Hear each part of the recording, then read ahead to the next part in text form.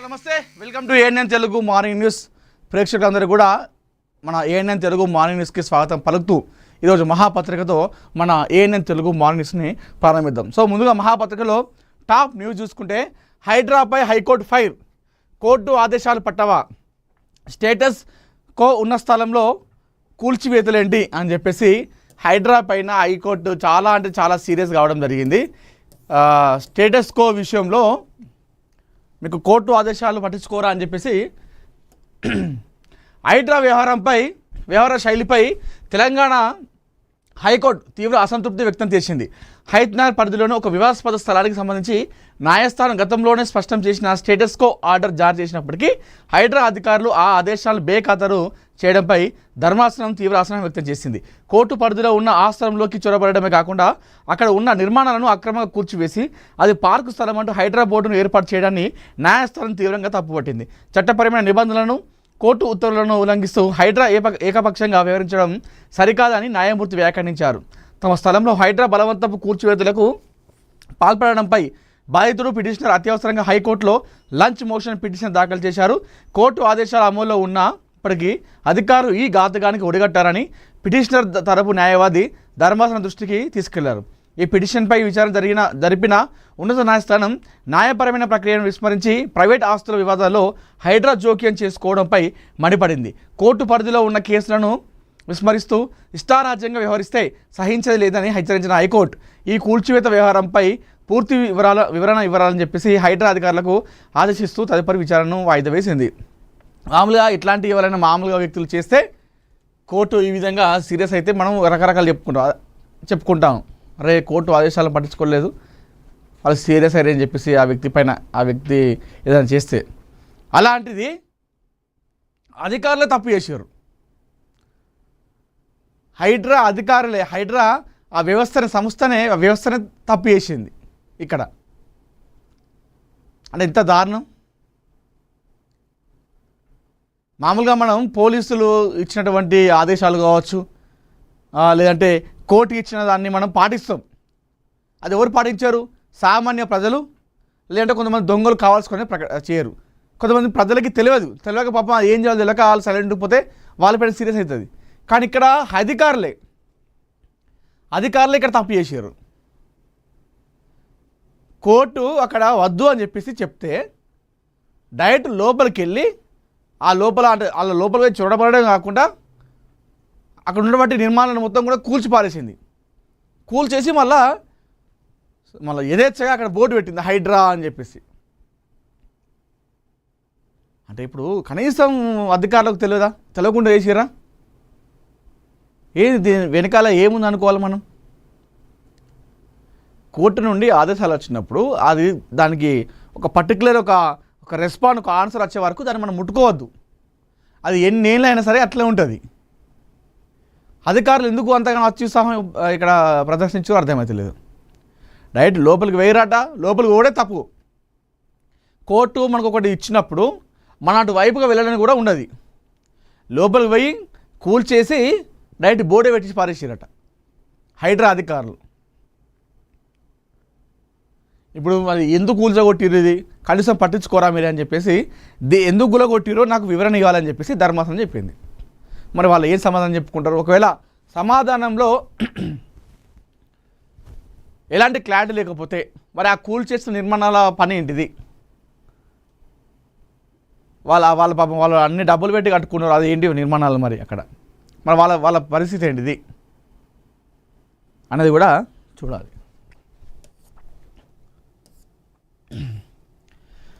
పొత్తుల్లేవు, పోట్లాటే, స్థానిక ఎన్నికల్లో బలం ఉన్న ప్రతి చోట జనసేన పోటీ, లోకల్ వారిపై మంత్రి నాదెండ్ల మనోహర్ హాట్ కామెంట్స్ అంట. ప్రస్తుతం ఆంధ్రప్రదేశ్లో అక్కడ కూటమి ప్రభుత్వం, జనసేన, టీడీపీ, బీజేపీ మూడు కూడా కలిసి ఉన్నాయి. అయితే స్థానిక సంస్థల ఎన్నికల్లో బలం ఉన్న ప్రతి చోట జనసేన పోటీ చేస్తుంది. అలాంటి ప్లేస్లలో పొత్తులు అవసరం లేదు మాకు అని ఒక ఫైర్గా మాట్లాడిండు, హాట్ కామెంట్ చేసిండు నాదెండ్ల మనోహర్ గారు. ఆంధ్రప్రదేశ్ రాజకీయాల్లో ఒక కీలక పరిణామం చోటు చేసుకుంది. రాబోయే స్థానిక సంస్థల ఎన్నికలు కూటమి పొత్తులపై మంత్రి నాదెండ్ల మనోహర్ కీలక వ్యాఖ్యలు చేశారు. త్వరలో జరగనున్నటువంటి స్థానిక సంస్థల ఎన్నికల్లో జనసేన పార్టీకి బలం ఉన్న ప్రతి చోట తప్పకుండా పోటీ చేస్తామన్నారు. ఈ ప్రకటనతో రాబోయే ఎన్నికల్లో కూటమి పార్టీల మధ్య సీట్ల సర్దుబాటుపై రాజకీయ వర్గాల్లో ఆసక్తికర చర్చ మొదలైంది. గుంటూరులో నాదెండ్ల మీడియాతో మాట్లాడుతూ జనసేన భవిష్యత్ కార్యాచరణ వెల్లడించారు. 24 సార్వత్రిక ఎన్నికల సమయంలో రాష్ట్ర ప్రయోజనాల కోసం ఓట్ల చీలకూడదన్న కారణంతో తాము సీట్ల విషయంలో వెనక్కి తగ్గామని నాదెండ్ల మనోహర్ గుర్తు చేశారు.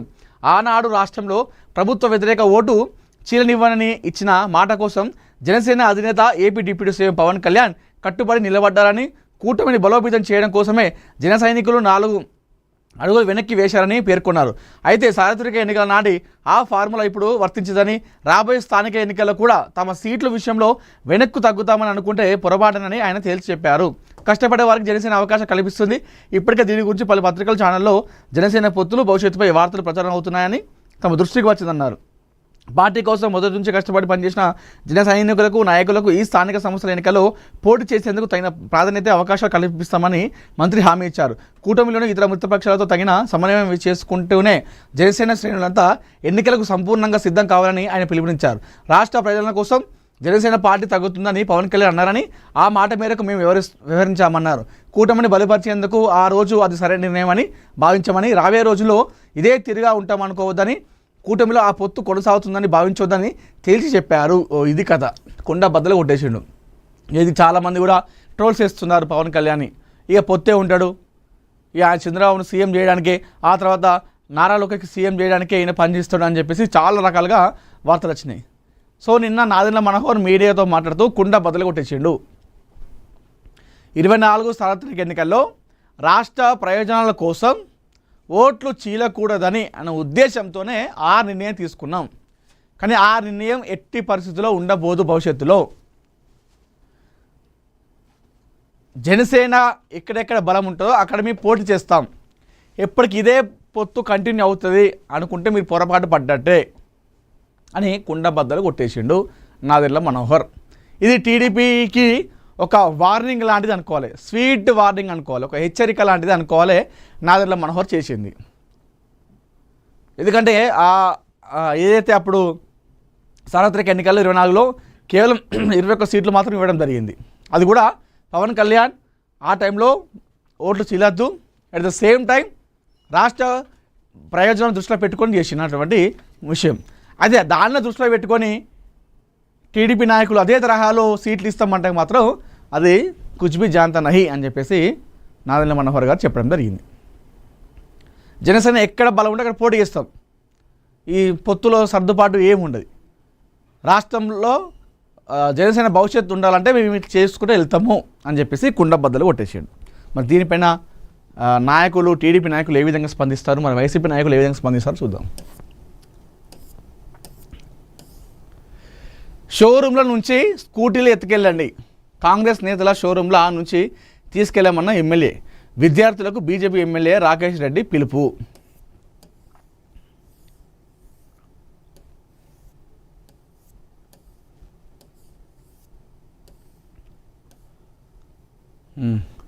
బీజేపీ ఎమ్మెల్యే రాకేష్ రెడ్డి కాంగ్రెస్ నేతల షోరూంల నుంచి స్కూటీలు తీసుకెళ్లాలని కాలేజ్ స్టూడెంట్స్కి పిలుపునిచ్చారు.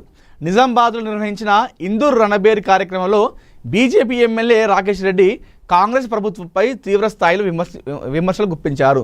ఫీజు రీఎంబర్స్మెంట్ బకాయిలను వెంటనే విడుదల చేయాలని డిమాండ్ చేశారు. బీజేపీ అధికారంలోకి వస్తే ఫీజు రీఎంబర్స్మెంట్ పైనే తొలి సంతకమని ఎమ్మెల్యే తెలిపారు. So BJP MLA Rakesh Reddy Congress నేతలకు సంబంధించినటువంటి షోరూమ్లు ఉంటాయి కదా, ఆ షోరూమ్ నుండి స్కూటీలు ఎత్తుకెళ్ళండి అని చెప్పేసి చెప్తా ఉన్నాడు. ఇందూర్ రణబేరులో ఈయన ఈ వ్యాఖ్యలు చేయడం జరిగింది. సో ఫీజు రీఎంబర్స్మెంట్ బకాయిలను విడుదల చేయాలని చెప్పేసి డిమాండ్ చేస్తూ బీజేపీ అధికారంకి వస్తే మాత్రం తొలి సంతకం ఫీజు రీఎంబర్స్మెంట్ పైనే అని చెప్పేసి ఎమ్మెల్యేగా చెప్తా ఉన్నారు. మరి అధికారంలోకి వస్తారన్నది కూడా చూడాలి. తెలంగాణలో బీజేపీ పార్టీలో అంతర్గత కలహాలు, ఈ కుమ్ములాటలు పోయేంత వరకు ఈ విధంగా జరుగుతూ ఉన్నాయి. తెలంగాణలో నాయకుల మధ్య సమన్వయం లేదు. ఇలాంటి నేపథ్యంలో అధికారంలోకి వస్తారనుకుంటున్నారా అనేది కూడా మనం చూసుకోవాలి. తెలంగాణలో ఒక బలమైన నాయకుడిని ఇక్కడ నాయకత్వ పగ్గలు అప్పచెప్పి, అంటే బీజేపీ స్టేట్ చీఫ్ని చేసినట్టయితే, ఆ తర్వాత ఈ కొట్లాటలు కుమ్ములాటలు లేకుండా ఉంటే బీజేపీ అధికారంలోకి వస్తుందేమో. అధికారంలోకి రాకపోయినా అట్లీస్ట్ కనీసం ప్రతిపక్ష హోదానే దక్కించుకుంటుంది. ఐ మీన్ సెకండ్ ప్లేస్ కన్నా వస్తుంది. అది ఎప్పుడు ఇప్పుడున్నటువంటి ఏది లొల్లీలు కొట్లాటలు కుమ్ములాటలు కాకుండా సమన్వయంతో ఉంటూ గొడవలు లేకుండా ఒక బలమైన నాయకునికి ఇక్కడ పగ్గాలు అప్పచెప్పాలి. బీజేపీ రాష్ట్ర అధ్యక్షుని చేస్తే అది పాసిబుల్ అవుతుంది.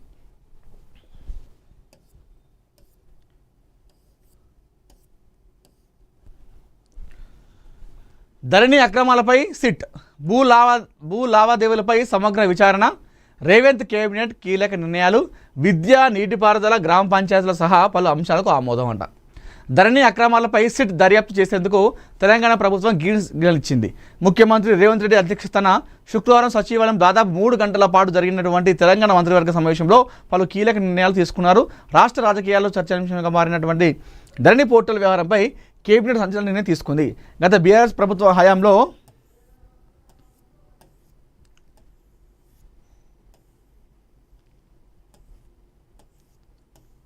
అమలులోకి వచ్చిన ధరణి పోర్టల్ నిర్వహణ, అందులో చోటు చేసుకున్నటువంటి ఆరోపణలు, ఎదుర్కొంటున్న అక్రమాలు, లావాదేవీలపై సమగ్ర దర్యాప్తు జరిపేందుకు ప్రత్యేక దర్యాప్తు బృందం ఏర్పాటు చేయాలని మంత్రివర్గం ఆమోదం తెలిపింది. ధరణి పోర్టల్లో గత కొన్ని ఏళ్లుగా నమోదైన లోపాలు, భూముల యాజమాన్య మార్పులు, అక్రమ రిజిస్ట్రేషన్లు, భూ ఆక్రమణలు, వివాదాస్పద లావాదేవీలన్నింటినీ సిట్ క్షుణ్ణంగా పరిశీలించనుంది. ఎవరి భూములు ఎలా చేతులు మారాయి, ఏ అధికారుల పాత్ర ఉంది, నిబంధనల ఉల్లంఘనలు జరిగాయా అన్న అంశాలపై ఆధారాలు సేకరించి సమగ్ర విచారణ చేపట్టనున్నట్లు ప్రభుత్వ వర్గాలు తెలిపాయి. విద్యారంగానికి సంబంధించినటువంటి కీలక అంశాలపై కూడా మంత్రివర్గం నిర్ణయం తీసుకుంది.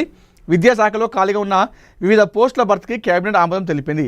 అలాగే జగిత్యాల జిల్లా ప్రభుత్వ డిగ్రీ కళాశాలలో అవసరమైన పోస్టులను భర్తీ చేయడానికి కూడా గ్రీన్ సిగ్నల్ ఇచ్చింది. దీంతో విద్యా సంస్థల్లో సిబ్బంది కొరతను తగ్గించే దిశగా ప్రభుత్వం చర్యలు చేపట్టనుంది. మౌలిక సదుపాయాలు, అభివృద్ధి కార్యక్రమాలకు సంబంధించి కూడా పలు ప్రతిపాదనలకు ఆమోదం లభించిందట. సో నిన్న ఏదైతే సచివాలయంలో మనం ఎమర్జెన్సీ మీటింగ్ అని చెప్పినాం కదా అధికారులతోని, సీఎం ముఖ్యమంత్రి రేవంత్ రెడ్డిది. సో అది ధరణి అక్రమాలపై సిట్ విచారణ ఉందంటే దాంతోపాటుగా గత బీఆర్ఎస్ ప్రభుత్వంలో ఈ ధరణి పోర్టల్ వచ్చింది. ఆ ధరణి పోర్టల్లో జరిగినటువంటి అక్రమాలు, అవినీతి పైన మొత్తం కూడా మాట్లాడింది. దాంతోపాటుగా కొన్ని అభివృద్ధి కార్యక్రమాలకి, ముఖ్యంగా విద్యా వ్యవస్థ పైన ఇదంతా కూడా నిన్న జరిగినట్టుగా తెలుస్తూ ఉంది.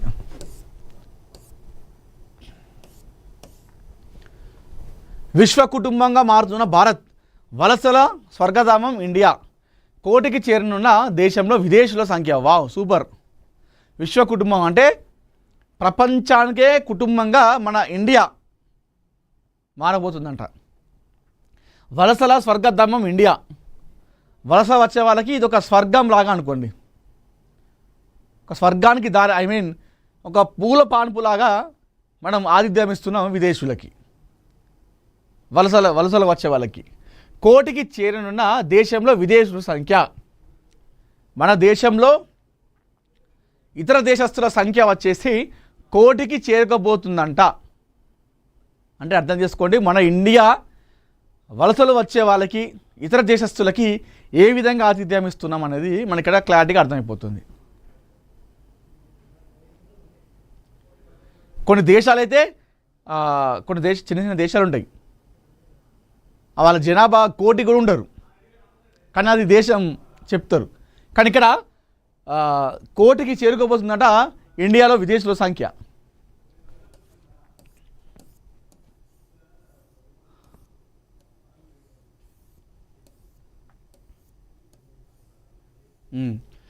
భారతదేశం అనాదిగా భిన్నత్వంలో ఏకత్వానికి ప్రతీక.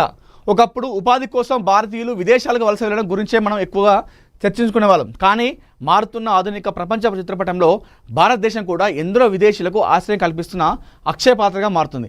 కేవలం సరిహద్దు దేశాల ప్రజలే కాకుండా అభివృద్ధి చెందిన పాశ్చాత్య దేశాలకు చెందిన వేలాది మంది నిపుణులు సైతం మన దేశాన్ని తమ నివాసంగా మలుచుకుంటున్నారు. భారత్ అధికారికంగా విదేశీ నివాసితుల సమగ్ర జాబితాను ప్రకటించినప్పటికీ తాజా అంచనాల ప్రకారం టాప్ 20 దేశాల గణాంకాలను విశ్లేషిస్తే భారత్ క్రమంగా ఒక మినీ ప్రపంచంగా రూపాంతరం చెందుతున్న తీరు కళ్ళకు కడుతుంది. భారతదేశంలో నివసిస్తున్న విదేశీయుల జాబితాను పరిశీలిస్తే మన పొరుగు దేశాలైన బంగ్లాదేశ్, నేపాల్ మొదటి 2 స్థానాలు ఉన్నాయి. ఉపాధి అన్వేషణ భౌగోళిక సమీపత కారణంగా సుమారు 3.5 మిలియన్లు అంటే 35 లక్షల నుంచి 5.0 మిలియన్ అంటే 50 లక్షల మంది బంగ్లాదేశీయులు భారత్లో ఉంటున్నట్టు అంచనా. ఆ తర్వాత స్థానంలో ఇరు దేశాల మధ్య ఉన్న సుహృద్ ఓపెన్ బోర్డర్ విధానం కారణంగా 2.5 మిలియన్ అంటే 25 లక్షల నుంచి 3.5 మిలియన్ 35 లక్షల మంది నేపాలీలు మన దేశంలో నిరభ్యంతరంగా ప్రవేశించి వివిధ రంగాల్లో స్థిరపడుతున్నారు. అసంఘటిత రంగంలో వీరు కీలక పాత్ర పోషిస్తున్నారు. ఆర్థిక అవసరాలు పక్కన పెడితే రాజకీయ అస్థిరత, ప్రాణభయంతో శరణార్థులుగా వచ్చిన వారికి భారత్ ఎప్పుడు పెద్ద దిక్కుగానే ఉంటుంది. చైనా ఆక్రమణ తర్వాత టిబెట్ ప్రాంతం నుంచి వచ్చిన 70,000 నుంచి 90,000 మందికి హిమాచల్ ప్రదేశ్ తదితర ప్రాంతాల్లో ఆశ్రయం లభించింది. అదేవిధంగా మయన్మార్లో సైనిక పాలన, అంతర్గత హింసను తాళలేక వచ్చిన 50,000 నుంచి 70,000 మంది ప్రజలు, శ్రీలంకలోని పరిస్థితుల కారణంగా వలస వచ్చిన 40,000 నుంచి 60,000 మంది శరణార్థులు ఇక్కడ ప్రశాంత జీవనం గడుపుతున్నారు. ఆఫ్ఘనిస్తాన్లోని అస్థిర పరిస్థితుల నుంచి తప్పించుకొని అంటే ఆయా దేశాల్లో వాళ్ళు అక్కడ అసంఘటిత కార్యక్రమాలు, యుద్ధ పరిస్థితులు కావచ్చు, లేకపోతే ఆర్థిక సంక్షోభం కావచ్చు, ఆ దేశంలో సకదనం లేక మన దేశానికి వచ్చి ఉంటున్నారట. అలా దేశంలో ఉండేదానికంటే మన దేశంలో వచ్చి ఇక్కడ సెట్ అయిపోయారంట ఇతర దేశస్తులు. ఇది విశ్వ కుటుంబంగా మారిపోతుంది. 1 కోటి మందికి భారత్లో ఇతర దేశస్తుల సంఖ్య కోటి మంది అంట. ఒక మినీ ప్రపంచమే అయిపోతుంది మన ఇండియా. అంటే ఆర్థికంగా ఇండియా ఏ విధంగా దూసుకెళ్తుంది అనేది మనం ఇక్కడ అర్థం చేసుకోవచ్చు.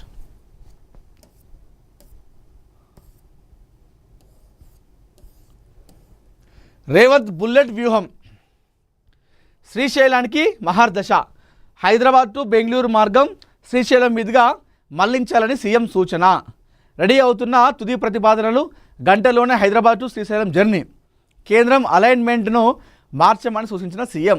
నల్లగొండ, ఖమ్మం జిల్లాలకు బెనిఫిట్ అయ్యేలా వ్యూహం.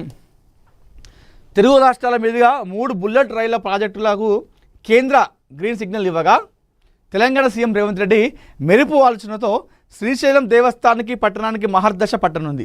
Hyderabad to Chennai, Hyderabad to Bengaluru, Hyderabad to Mumbai ప్రాజెక్టులకు పట్టాలెక్కబోతుండగా హైదరాబాద్ నుంచి చెన్నైకి, బెంగళూరుకు వెళ్ళే హై స్పీడ్ రైల్ కారిడార్లకు సంబంధించి అలైన్మెంట్ల ప్రక్రియపై కసరత్తు వేగంగా జరుగుతుంది. తెలంగాణ ముఖ్యమంత్రి రేవంత్ రెడ్డి ఈ 2 బుల్లెట్ రైలు ప్రాజెక్టులు అలైన్మెంట్పై అధికారులతో సమీక్ష చేశారు. హైదరాబాద్ టు బెంగళూరు, హైదరాబాద్ టు చెన్నై మార్గాల అలైన్మెంట్లో రూట్ మ్యాప్తో పాటుగా తాజాగా చేసిన సవరణలకు సంబంధించి సీఎంకు అధికారులు వివరించినట్లు తెలుస్తోంది. దీనిపై శుక్రవారం కేబినెట్ సమావేశంలోనూ చర్చ జరిగింది. కేంద్రం ఖరారు చేసిన అలైన్మెంట్లో సీఎం మార్పులంట. అయితే కేంద్రం ఒకటి పంపించింది. అయితే దాంతో పాటుగా మన ముఖ్యమంత్రి రేవంత్ రెడ్డి యొక్క మెరుపు ఆలోచనతో, ఏది ఇప్పుడు బుల్లెట్ ట్రైన్ అయితే ఎట్లుందో ఆ బుల్లెట్ ఆలోచనతోని కొన్ని మార్పులు కూడా మనోడు తీసుకొచ్చిందట. హైదరాబాద్ నుంచి ఏపీ మీదుగా బెంగళూరు, చెన్నై వెళ్ళే బుల్లెట్ రైలు అలైన్మెంట్లో కీలక మార్పులు చేసినట్టు తెలుస్తుంది.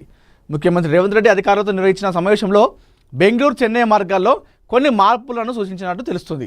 గతంలో కేంద్రం ఖరారు చేసిన అలైన్మెంట్ ప్రకారం తెలంగాణ పరిధిలో హైదరాబాద్ బెంగళూరు రూట్లో 218 కిలోమీటర్లు ఉన్నాయంట.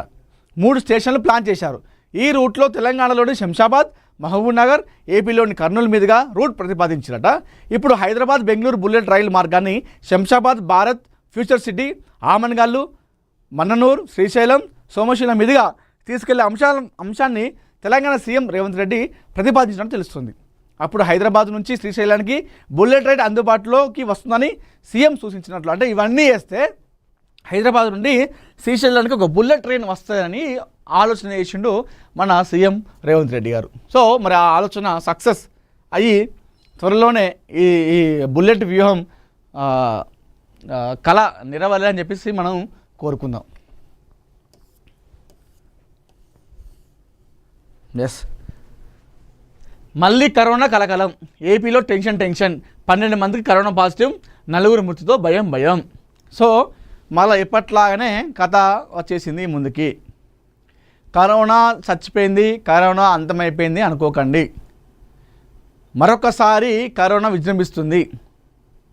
ఆంధ్రప్రదేశ్లో 12 మందికి పాజిటివ్ వస్తే అందులో 4 చనిపోయారు కూడా.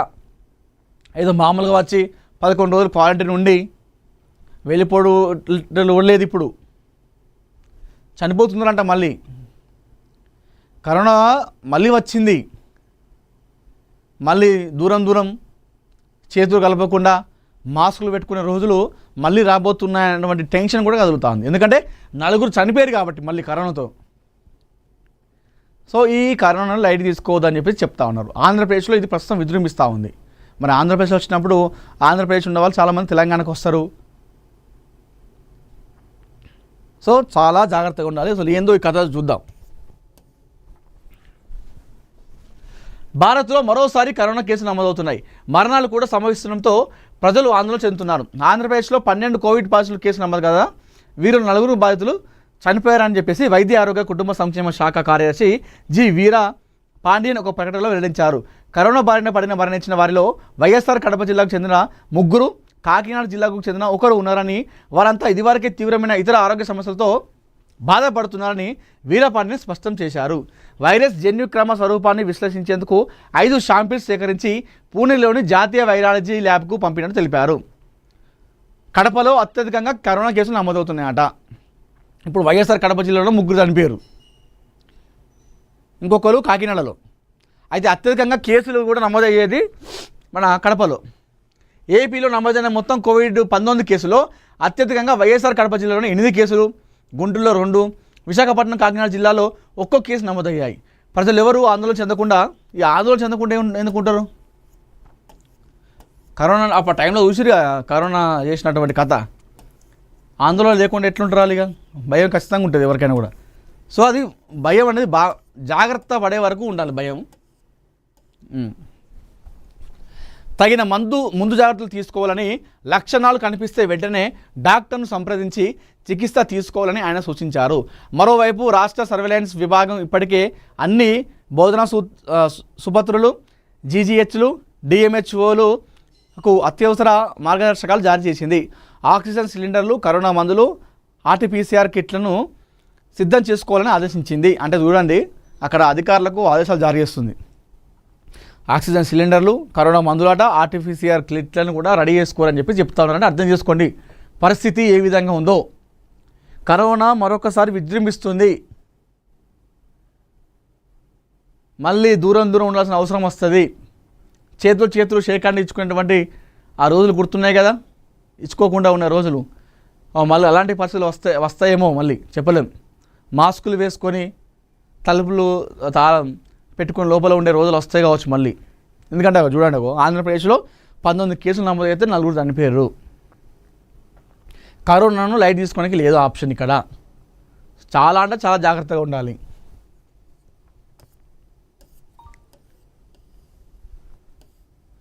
కేంద్ర నిధులతోనే తెలంగాణలో అభివృద్ధి. కేంద్ర హోంశాఖ సహాయ మంత్రి బండి సంజయ్ సిరిసిల్లలో 105 కోట్లతో కార్గిల్ చెరువు పునరుద్ధరణ పనులకు మంత్రి శంకుస్థాపన.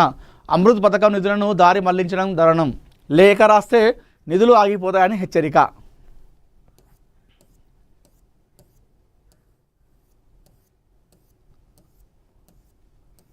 చూద్దాం.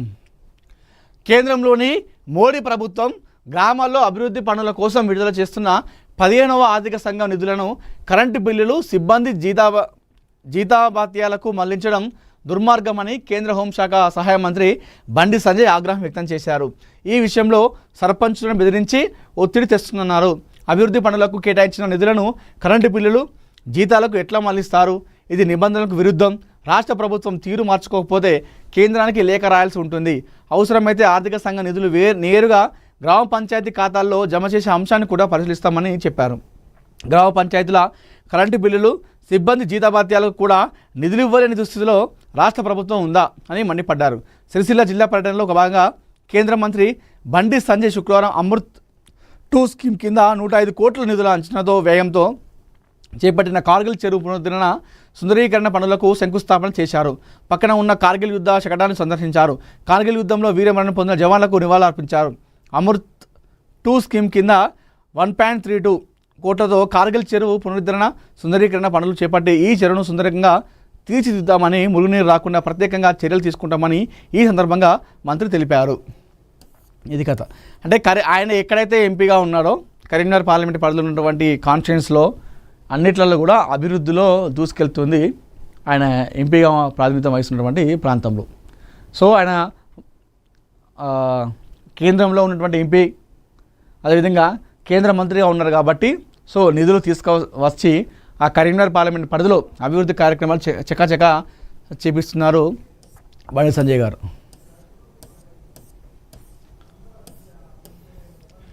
మంతని సిగలో మరో మణిహారం, శ్రీధరబాబు కృషికి ఫలితం.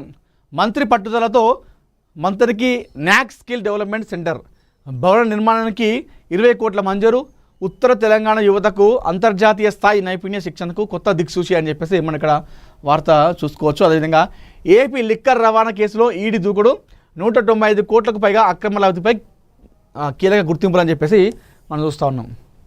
దేశంలో పట్టాలెక్కిన తొలి హైడ్రోజన్ రైలు, హైడ్రోజన్ రైలును ప్రారంభించిన ప్రధాని మోడీ.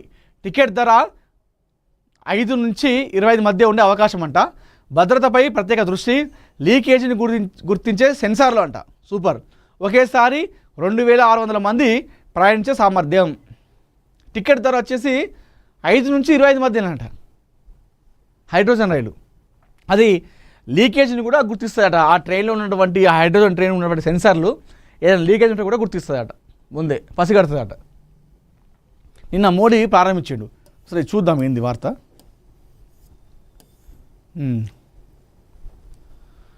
భారత్లో తొలి పర్యావరణ హిత హైడ్రోజన్ రైలును ప్రధాని మోడీ ప్రారంభించారు. స్వదేశీ పరిజ్ఞానంతో రూపొందిన ఈ 10 కోచ్ల రైలు నీటి ఆవిరిని మాత్రమే విడుదల చేస్తూ కాలుష్య రహితంగా ప్రయాణిస్తుంది. ఈ తొలి హైడ్రోజన్ రైలు హర్యానాలోని జింద్ సోనిపత్ మధ్య సేవలు అందిస్తుంది. భారత రైల్వే చరిత్రలో సరికొత్త విప్లవానికి నాంది పలికారు. దేశంలోనే మొట్టమొదటి హైడ్రోజన్ ఇంధన రైలు పట్టలెక్కింది. హర్యానాలోని జింద్ రైల్వే స్టేషన్లో ప్రధాని మోడీ లాంఛనంగా ప్రారంభించారు. రైల్వే రంగంలో పర్యావరణ రహిత విధానాలకు పెద్దపీట వేస్తూ పూర్తి స్వదేశీ పరిజ్ఞానంతో మన ఇంజనీర్లు ఈ మోడర్న్ రైళ్లను రూపొందించారు. స్టీమ్, డీజిల్, విద్యుత్ రైళ్ల తర్వాత భారత రైల్వే ప్రస్థానంలో ఇదొక మైలురాయిగా నిలిచింది. అంటే గతంలో స్టీమ్ ఉన్నాయి, డీజిల్ ఉన్నాయి, విద్యుత్ రైళ్లు ఉన్నాయి, కానీ అయితే భారత రైల్వే ప్రస్థానంలో ఈ హైడ్రోజన్ రైలు అనేది ఒక మైలురాయిగా నిలిచిపోతుంది. సో ఇది ప్రయాణిస్తూ హైడ్రోజన్ రైలు స్టార్ట్ అయిన తర్వాత అది కేవలం నీటికి సంబంధించిన వాటినే విడుదల చేస్తుంది. ఎలాంటి కార్బన్ డైఆక్సైడ్ ఏం రిలీజ్ చేయదు. దీనివల్ల పర్యావరణానికి ఎలాంటి ఇబ్బంది కాకుండా చూస్తుంది అన్నట్టు. సో ఈ విషయంలో చాలా మంచి ఒక శుభం పరిణామం అనుకోవాలి. ఈ ట్రైన్లు ఎక్కువ కావాలి, ఇంకా ఎక్కువ అయితే ఇంకా కాలుష్యరహితంగా మనం ముందుకెళ్ళచ్చు. విద్యుత్ కానీ మీరు అన్నట్టు స్టీల్, డీజిల్ అన్నట్టు ఉన్నాయి కదా, దానివల్ల కాలుష్యం ఏర్పడుతుంది. కానీ హైడ్రోజన్ రైలు వల్ల ఎలాంటి జీరో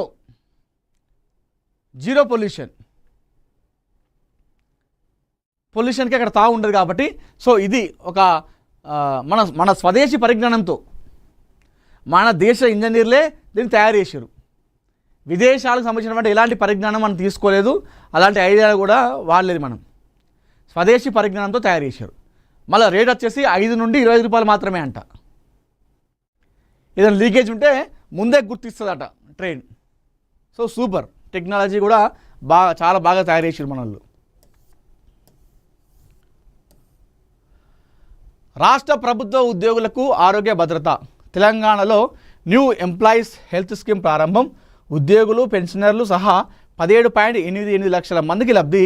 రాష్ట్రంలోని 1000కి పైగా ప్రభుత్వ, ప్రైవేటు ఆసుపత్రుల్లో నగదు రహిత వైద్యం, డిజిటల్ హెల్త్ కార్డుల ద్వారా సేవలు, NEHSA పోర్టల్ ఆవిష్కరణ. ఇక్కడ మనకు బట్టి విక్రమార్క గారు, అదేవిధంగా దామోదర రాజనరసింహ గారు విడుదల చేయడం జరుగుతుంది. రాష్ట్రంలో ఉన్నటువంటి ప్రభుత్వ ఉద్యోగులకి ఆరోగ్య భద్రత విషయంలో సో హెల్త్ స్కీమ్ అయితే స్టార్ట్ చేసింది. ఉద్యోగులు కావచ్చు, పెన్షనర్లకి సహా మొత్తం ఓవరాల్గా దాదాపు 18 లక్షల మందికి ఇది లబ్ధి చేకూరుతుందట ఈ హెల్త్ స్కీమ్ అనేది. రాష్ట్రంలోని 1000కి పైగా ప్రభుత్వ, ప్రైవేట్ ఆసుపత్రుల్లో నగదు రహిత వైద్యము అందిస్తుందట. ఇప్పటికే డిజిటల్ హెల్త్ కార్డుల ద్వారా సేవలు, NEHSA వెబ్ పోర్టల్ ఆవిష్కరణ అని చెప్పేసి కూడా మనం ఇక్కడ వార్త కూడా చూసుకోవచ్చు.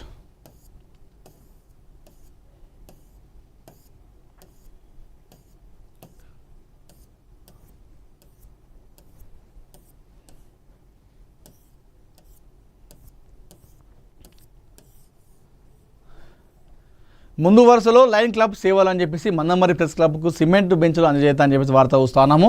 అదేవిధంగా కూరగాయల సాగుపై రైతుల ప్రత్యేక దృష్టి సారించాలని చెప్పేసి యాదాద్రి భువనగిరి జిల్లాతో అక్కడ అధికారులు కలెక్టర్ కూడా మాట్లాడడం జరిగింది. రీసర్వే పనులను పరిశీలించిన జిల్లా కలెక్టర్ డాక్టర్ సత్యశారద అని చెప్పేసి వరంగల్ వార్త కూడా చూస్తూ ఉన్నాము. అదేవిధంగా బెల్లంపల్లిలో అక్రమ స్క్రాప్ దుకాణం తొలగింపు అని చెప్పేసి కూడా మనం ఇక్కడ చూసుకోవచ్చు. సో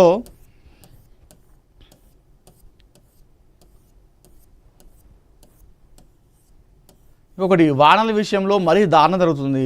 అసలు ఈసారి వానలు కురవాలని గ్రామ దేవతలకు పూజలు. ఇది ఒక్క దగ్గర కాదు, తెలంగాణలో అన్ని ప్రాంతాల్లో ఇదే పరిస్థితి. రైతన్నలు ఆకాశం వైపు చూస్తూ దండం పెడతా ఉన్నారు. ఆకాశాన్ని చూస్తూ చినకమ్మ ఎప్పుడు కురుస్తావమ్మా అని చెప్పేసి. ఈ అవసరం లేని సిటీలో ఏమో వర్షం కురుస్తుంది. ఇలా కురిస్తే ఏ లాభం? ఈ వరుణదేవుని కూడా ఏ లాభం? హైదరాబాద్లో కురిస్తే డ్రైనేజీలు పొంగి పొరుతున్నాయి, వరద మొత్తం పారుతూ ఉంది, మోకాళ్ళతో నీటి మట్టం నిండుతుంది హైదరాబాద్లో. హైదరాబాద్లో ఏ లాభం? గ్రామీణ ప్రాంతాల్లో కదా కురవాల్సింది. వానదేవుడు కూడా నిజంగా కక్ష కట్టినట్టు మరీ దారుణం ఇది. నిన్న హైదరాబాద్లో ఒక గంట సేపు కొట్టినట్టుంది వర్షం. మాదాపూర్, కొండాపూర్ ఆ ప్రాంతాల్లో చూసుకుంటే మోకాళ్ళతో మొత్తం నీళ్ళు, బురద. ఇక్కడ చూసిన ఆ డ్రైనేజీకి వెళ్ళి బయటకు వచ్చి వాటర్ కంపు రోగాలు, ఎక్కలేని రోగాలు వస్తున్నాయి. అవసరం లేని ప్రాంతంలో వాన కొడుతుంది, అవసరం ఉన్న ఊర్లల్లో వర్షం కొడతలేదు. నిజంగా ఈ నాయకులు మనల్ని పగబట్టినట్టుగా వర్షం కూడా పగబడుతుంది. ముఖ్యంగా రైతన్నలు చాలా అరిగోసపడుతున్నారు, నీళ్లు లేక అరిగోసపడుతున్నారు. పూజలు ఇస్తూ ఉన్నారు, గ్రామ దేవతలకు పూజలు ఇస్తూ ఉన్నారు. కొంతమంది కప్పతలు ఆడుతూ ఉన్నారు వర్షాలు కొట్టాలని చెప్పేసి. కొంతమంది రైతులు అప్పులు చేసి మరీ వాటర్ ట్యాంకులు తెప్పించుకొని 30, 40, 50 వేలు ఖర్చు పెట్టుకుని మరీ నీళ్లు ఆ పంటలకు పోస్తున్న పరిస్థితి ఏర్పడ్డది. ప్రకృతి కూడా ఈ విధంగా పగబడితే ఎట్లా? మరీ దారుణం ఇది. అవసరం లేని ప్రాంతంలో నిన్న అంత వర్షం అవసరం లేదు హైదరాబాద్లో. దేనికి వచ్చింది, ఏమొచ్చింది? ఇక్కడ వర్షం కొడితే ఇక్కడ ఉన్న జనాలకి ప్రాబ్లం అది. చెనుకు వాన పడితే ఛిద్రం అయిపోతుంది హైదరాబాద్. అవసరం లేని ప్రదేశంలో వాన కొట్టి అవసరం ఉన్న చోట్లలో వాన కొట్టకపోతే ఏంది పరిస్థితి? పగబట్టినట్టు. ఇప్పటికే రైతన్నలు గిట్టుబాటు ధర లెక్క సరైన టైంలో ఏం కట్టలేక అప్పుల పాలై పురుగుల మంది దాగి చచ్చిపోతుర్రు. వాళ్ళు నిజంగా దేశం కోసమే అన్నం పెట్టడానికే వాళ్ళ రైతన్నలు. వాళ్ళకి అలా మిగిలేదు రూపాయి లేదు. మిగిలిన అప్పు తప్పితే మిగిలేదు ఏం లేదు. అలా ఏదో నా భూమి నా కన్న తల్లి అన్నట్టుగా వాళ్ళు దాన్ని సాగుతారు అంతే తప్పితే వాళ్ళకు లాభాలు వచ్చి కొందరు అనుకుంటారు, వానికి ఎందుకు 10 ఎకరాలు ఉన్నాయి, 20 ఎకరాలు ఉన్నాయి, 5 ఎకరాలు ఉన్నాయి అని చెప్పేసి అంటారు. వాళ్ళు దాన్ని ఏమంటారు, ఫస్ట్ నుండి మొదలు పెడితే లాస్ట్ వరకు అయిపోయేంత వరకు డబ్బులు చేతి పడేంత వరకు కూడా డబ్బులు ఖర్చు పెడుతూనే ఉంటారు. ఆ మందులకని, ఆ విత్తనాలకని, ఆ కైకిలు వచ్చిన వాళ్ళకి కావచ్చు, ఆ ట్రాక్టర్లకు కావచ్చు, దానికి దీనికి ఆ కూలోళ్ళకి కావచ్చు, డబ్బులే పోతాయి. కనీసం అది పోయిన తర్వాత డబ్బులు ఉంటాయి అనుకుంటే అది వేరు. వచ్చిన తర్వాత అవి కూడా ఖర్చు అయిపోతాయి మళ్ళీ. అంటే అలా వాళ్ళకి ఎవరు తప్పులు తెచ్చిరో మళ్ళీ వాళ్ళకి ఇవ్వాల్సి వస్తుంది. రైతన్నకు వచ్చేది ఏం లేదు అట. అలాంటి రైతన్న మీద కూడా, దేశానికి అన్నం పెట్టే రైతన్న మీద కూడా ఈ వరుణ దేవుడు కనకరించకపోతే ఎవరు కనకరిస్తారు? నాయకులు కనకరించారు, నమ్ముకునే నాయకులు కూడా కనకరించారు.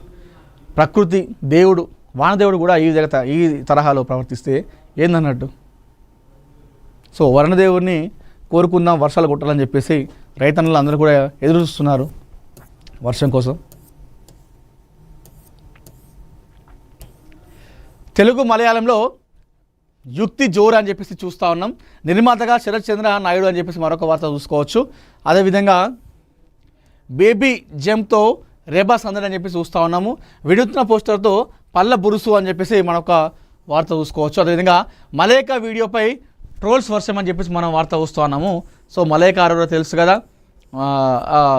బాలీవుడ్లో ఎప్పుడు వివాదాలకు కేర్ ఆఫ్ అడ్రస్గా ఉంటుంది మలేకా అరోరా. సో మరొకసారి తన డ్రెస్తో ట్రోల్స్ అందరూ కూడా ఆమెని చాలా రకంగా ఆమెను ట్రోల్స్ చేస్తూ ఉన్నారు, సోషల్ మీడియాలో ఏకీపారేస్తున్నారు. సో ఇది ఈరోజు ఏఎన్ఎన్ తెలుగు మార్నింగ్ న్యూస్. మరిన్ని ఇండస్ట్రీ వార్తల కోసం చూస్తూనే ఉండండి.